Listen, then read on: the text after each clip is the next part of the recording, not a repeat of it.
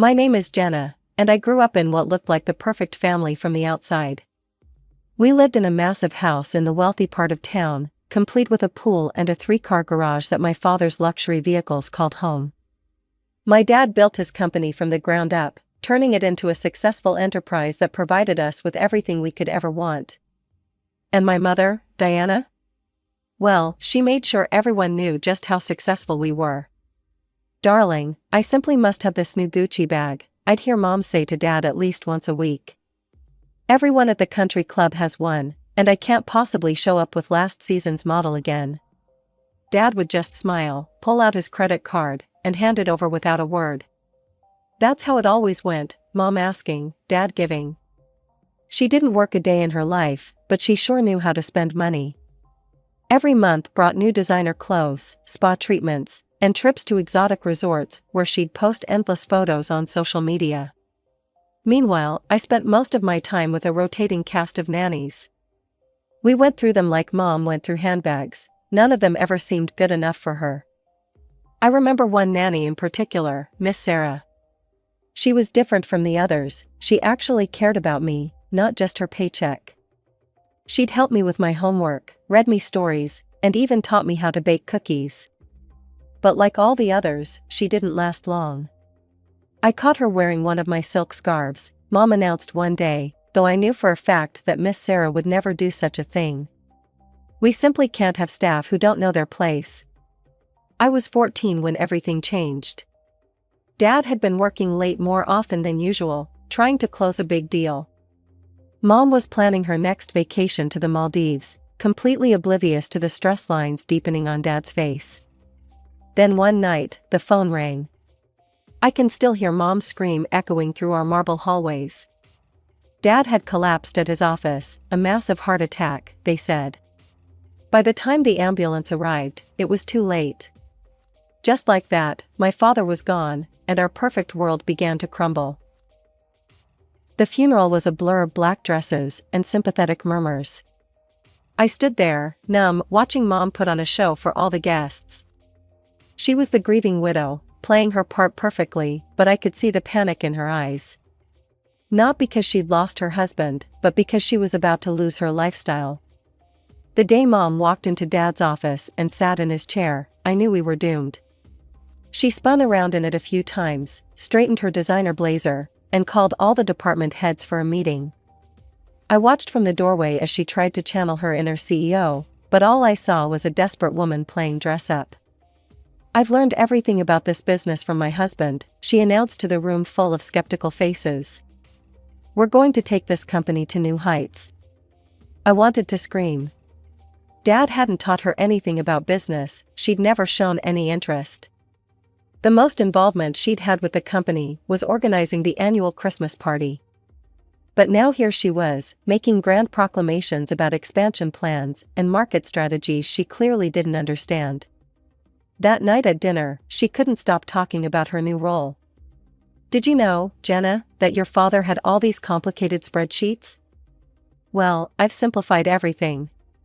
Who needs all those numbers when you have instinct?" "Mom," I tried to reason with her, "maybe you should hire someone to help run things? Someone with experience?" She waved her hand dismissively. "Don't be silly, darling. I'm doing perfectly fine. You should hear how impressed everyone is with my natural business acumen." But they weren't impressed. Over the next few months, I watched as experienced employees started disappearing one by one. First went Dad's trusted CFO, then the operations manager, and soon even the junior staff were jumping ship. Meanwhile, I'd overhear whispered conversations about missed payments, canceled contracts, and mounting debts. Mom started taking money from the company accounts for her personal expenses, insisting she deserved it as the CEO. When I questioned her about it, she'd just pat my head and say, "You're too young to understand business, sweetie." Every family gathering became a stage for her delusions. "The company's never been better," she'd boast to our relatives. "I've modernized everything. James would be so proud." Dad would have been horrified.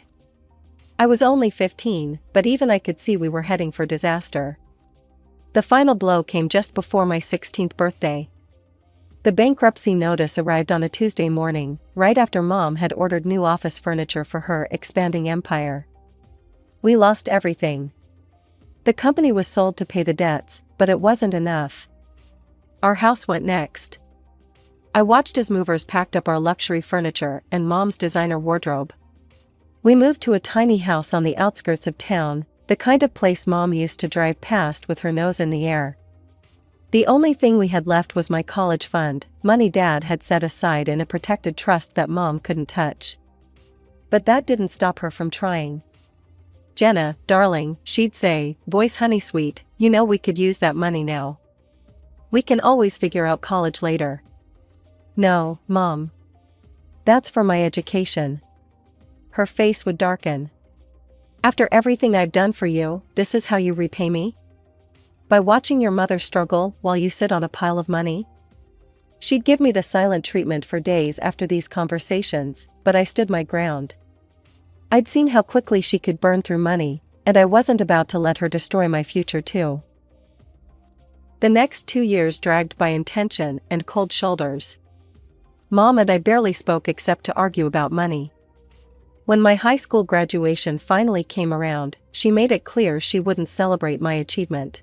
"Why should I throw you a graduation party?" she said the morning of the ceremony, not looking up from her coffee cup. "You won't even help your own mother when she needs it." I'd already been accepted to Barrett University, a good school 3 states away. Mom didn't know it yet, but I'd chosen it specifically for the distance. As soon as the graduation ceremony ended, I told her my plans. "You're abandoning me?" she gasped, clutching her chest dramatically.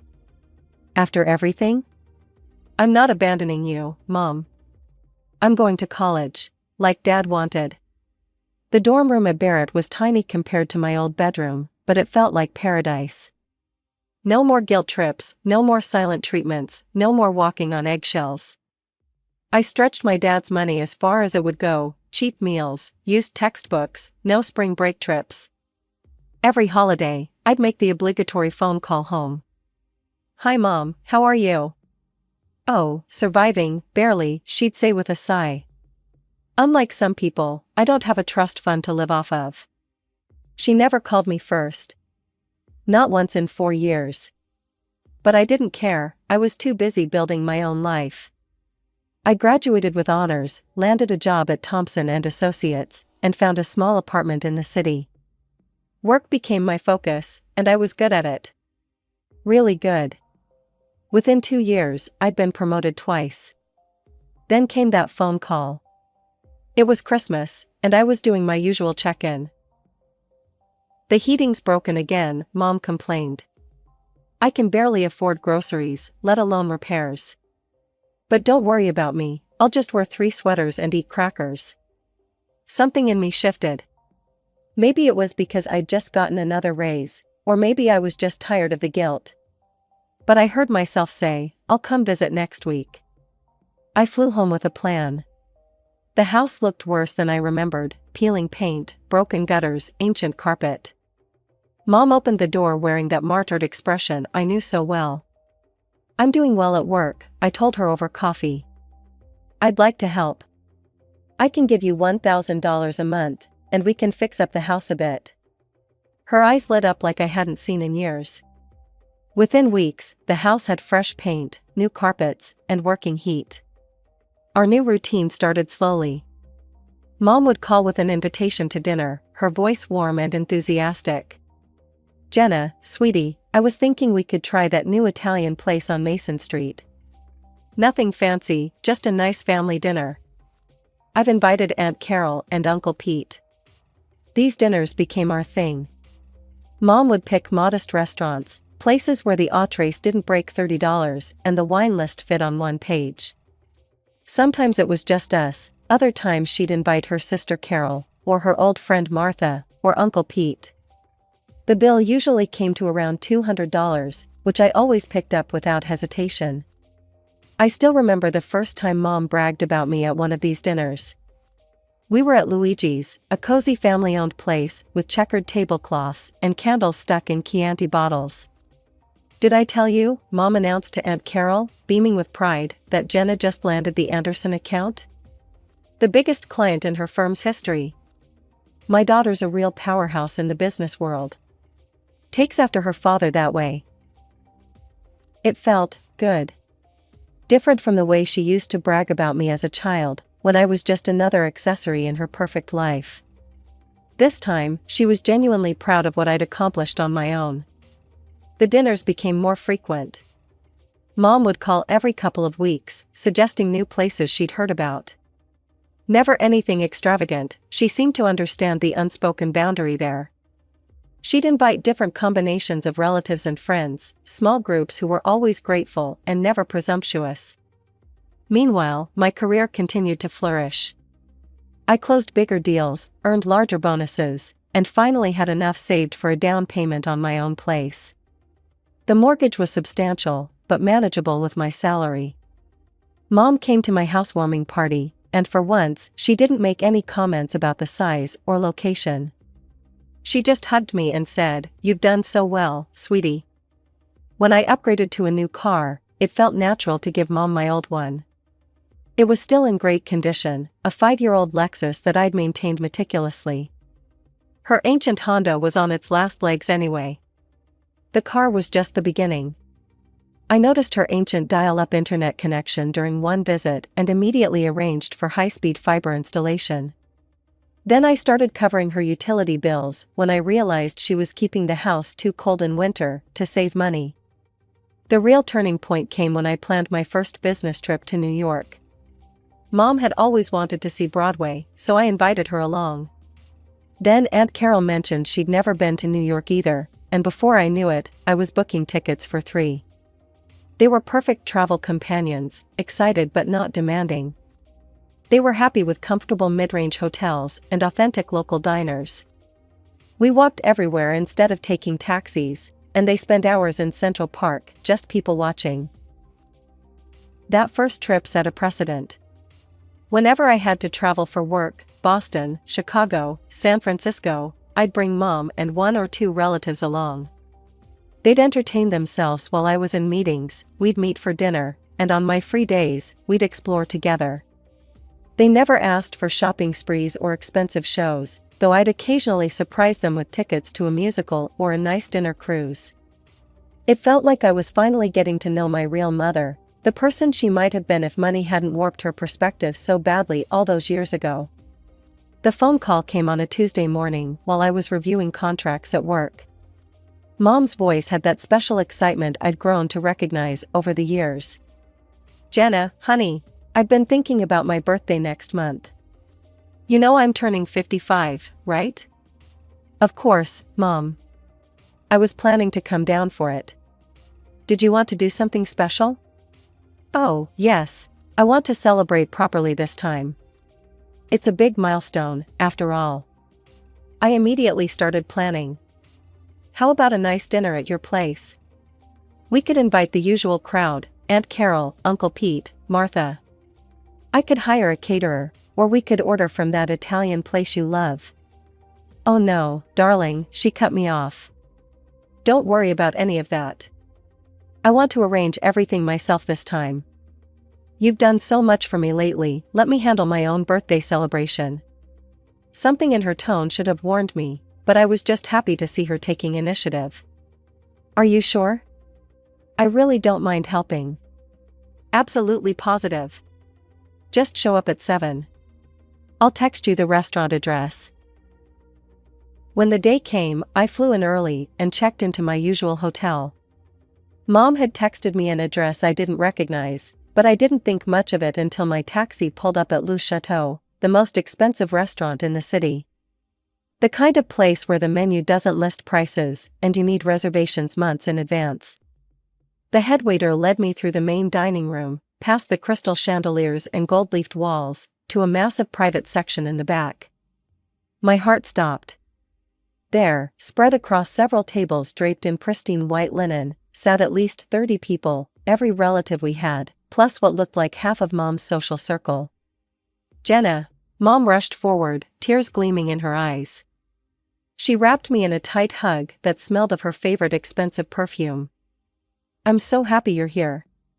Stunned, I let myself be led to a seat. Aunt Carol reached across the table and squeezed my hand. "You're such a wonderful daughter," she gushed. "Your mother couldn't stop talking about how you insisted on throwing her this amazing party. The foie gras is divine, and I hear the Wagyu beef is coming up next." The room seemed to spin as realization hit me. Mom hadn't just arranged her own birthday party, she'd arranged an extravagant celebration that she expected me to pay for, without even telling me about it. My stomach churned as I watched plate after plate of obscenely expensive food arrive at the tables. Waiters glided between guests, pouring $500 bottles of wine like it was tap water. I spotted Japanese Wagyu beef that I knew cost $400 per serving, imported caviar, whole lobsters flown in from Maine. A quick mental calculation made me dizzy. $8,000, at least. Maybe more.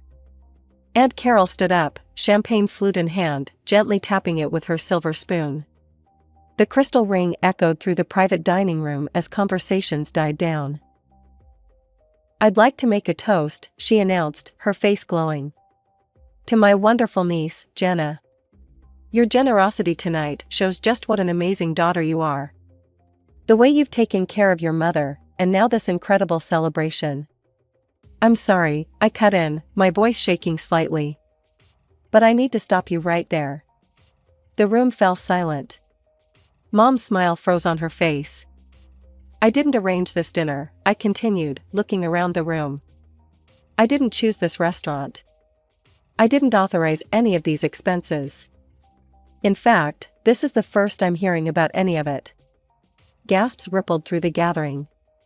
Someone's fork clattered against their plate. "Jenna," Mom hissed, her face reddening. "Don't be ridiculous. Of course you're paying for this. Who else would?" I stood up slowly, my chair scraping against the marble floor. "No, Mom, I'm not. I offered to host a nice dinner at your house or order from your favorite Italian place. You said you wanted to handle everything yourself. You never mentioned Le Chateau or inviting 30 people. But you always pay," she sputtered. "You've been paying for everything. For reasonable things, normal restaurants, basic bills. Not this." I gestured at the extravagant spread. "I don't owe you a blank check." "You ungrateful." Mom's voice cracked. "After everything I've done for you." "Everything you've done for me?" I laughed, but there was no humor in it. "You mean like trying to spend my college fund? Or running Dad's company into the ground?" The silence in the room was deafening. I reached into my purse and pulled out my wallet, counting out $200. "This covers my pork chop and glass of wine," I said, placing the bills on the crisp white tablecloth. "Good luck with the rest." I walked out without looking back, my heels clicking against the marble floor like a countdown. Nobody called after me. Nobody tried to stop me. The night air hit my face like a slap as I emerged onto the street. I hailed the first taxi I saw and directed it to my hotel. As soon as I reached my room, I turned off my phone. I knew it would start ringing soon enough, angry calls from Mom, disappointed messages from relatives, demands for explanations. But for now, I just needed silence. I sat on the edge of the hotel bed, hands shaking, and watched the city lights twinkle through the window. For the first time in years, I felt truly alone, and strangely, wonderfully free. The next morning, my phone nearly exploded when I turned it on. The notifications kept coming, 47 missed calls from Mom, 28 from Aunt Carol, 15 from Uncle Pete, dozens more from various relatives. The voicemail was full. I took a deep breath and called Mom. She picked up on the first ring. "Mom, I'm sorry about how things went down last night," I started, trying to keep my voice steady. "I'm coming over now. We need to talk about what happened at the restaurant." I genuinely thought she might meet me halfway.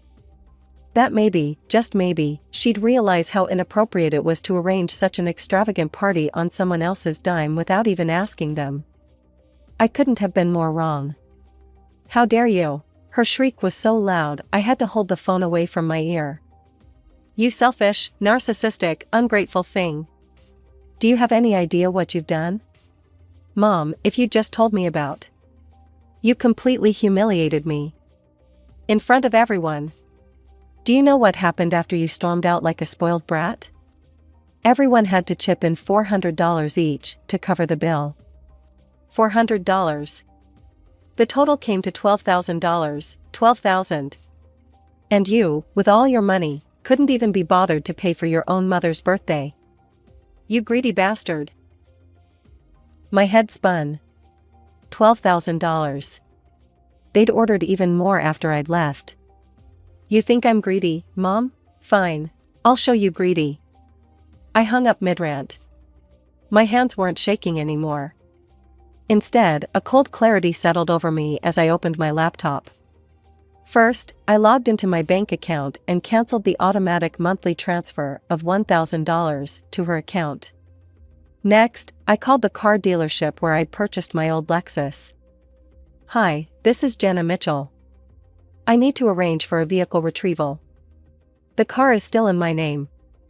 20 minutes later, a tow truck was on its way to Mom's house. I pulled up the internet service provider's website. 3 clicks and her high-speed connection was scheduled for disconnection.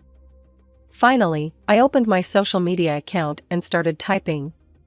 Important announcement for my family members, effective immediately, I will no longer be financing any trips or travel expenses for my mother or relatives.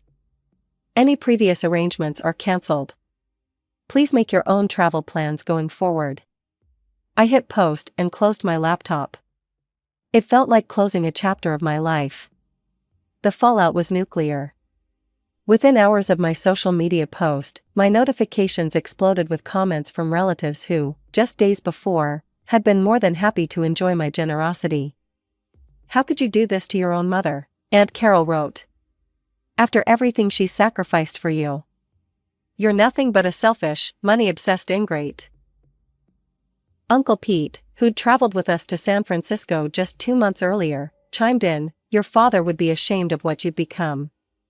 Is this how he raised you? To abandon family? The comments kept coming, each one more venomous than the last. My cousin Rachel, who I'd helped move into her new apartment just last year, posted, don't bother showing up at my wedding in September. I don't want someone so heartless at my special day. Aunt Carol followed up with another blow, and you can forget about my 60th anniversary party next month. We don't need your money or your presents. It was fascinating, really, watching how quickly they forgot all the dinners, all the trips, all the times I'd picked up the check without a second thought. Now I was the villain in their story, the greedy daughter who'd cut off her poor mother. None of them mentioned the $12,000 dinner bill they'd been forced to split. None of them questioned why Mom had invited 30 people to a restaurant where entrees started at $300 without discussing it with the person she expected to pay. In their version of events, that part didn't matter.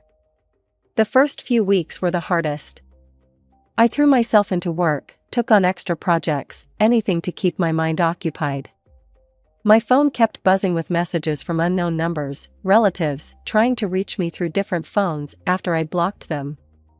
I changed my number. Some nights, I'd lie awake wondering if I'd done the right thing.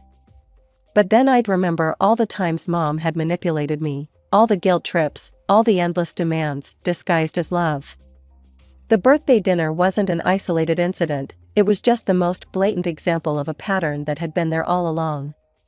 2 months after the restaurant incident, Mom tried to reach out. She used her neighbor's phone to leave a voicemail. Jenna, honey, can we talk? I miss you. Things have been difficult.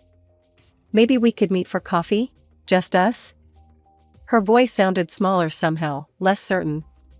Part of me wanted to believe she'd changed, that she'd finally understood. But then I noticed she still hadn't apologized. There was no acknowledgement of what she'd done, no taking responsibility.